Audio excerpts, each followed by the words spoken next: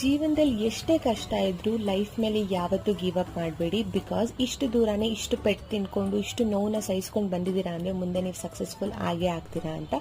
ಎಲ್ಲರಿಗೂ good morning, welcome back to my channel. ನಮಸ್ತೆ. So ನನಗೆ ಕೆಲವೊಂದು ಮೇಕಪ್ ಆರ್ಡರ್ಸ್ ಇತ್ತು, ಹಾಗಾಗಿ ನನ್ನ ಮೇಕಪ್ ಬ್ಯಾಗ್ ಬ್ರಷಸ್ನೆಲ್ಲ ಪ್ರೆಪ್ ಮಾಡಿ ಇಟ್ಕೊಂಡೆ. ಬೆಳಿಗ್ಗೆ ಬ್ರೇಕ್ಫಾಸ್ಟ್ ತಿನ್ನೋಕ್ಕಾಗಿರಲಿಲ್ಲ, ಆಸ್ ಯೂಶುವಲ್ ಲೇಟಾಗಿ ಎದ್ದಿದ್ದೆ. ಡೈರೆಕ್ಟಾಗಿ ಲಂಚ್ ತಿಂದೆ. ಲಂಚ್ಗೆ ನಾನು chicken leg piece, ginger chicken, ಹಾಗೆ ದಾಲ್ ಮತ್ತು ರೈಸ್ ಮತ್ತು ಚಪಾತಿ ತಿಂದೆ. ಸಿಕ್ಕಾಪಟ್ಟೆ ಯಮ್ಮಿ ಆಗಿತ್ತು. ನಿಮಗೆ ಯಾವ್ದಾದ್ರು ರೆಸಿಪಿ ಬೇಕಂದ್ರೆ ಕಮೆಂಟ್ ಮೂಲಕ ತಿಳಿಸಿ, ನಾನು ಅಪ್ಲೋಡ್ ಮಾಡ್ತೀನಿ. ಸೊ ಸಿಕ್ಕಾಪಟ್ಟೆ ಬಿಸಿಲಿತ್ತು ಅಂತ ಚಿಕ್ಕಮ್ಮ ಐಸ್ ಕ್ರೀಮ್ ತಗೊಂಡ್ಬಂದು ನಾವಿಬ್ರು ಐಸ್ ಕ್ರೀಮ್ನ ಸಕ್ಕದಾಗಿ ತಿಂದ್ವಿ. ನಮಗೆ ನ್ಯಾಚುರಲ್ ಐಸ್ ಕ್ರೀಮ್ ಅಂದರೆ ತುಂಬಾನೇ ಇಷ್ಟ. ಪುಟಾಣಿ ಏನೋ ಹೇಳ್ತಿದ್ದಾನೆ, ನೀವೇ ಕೇಳಿಸ್ಕೊಳ್ಳಿ.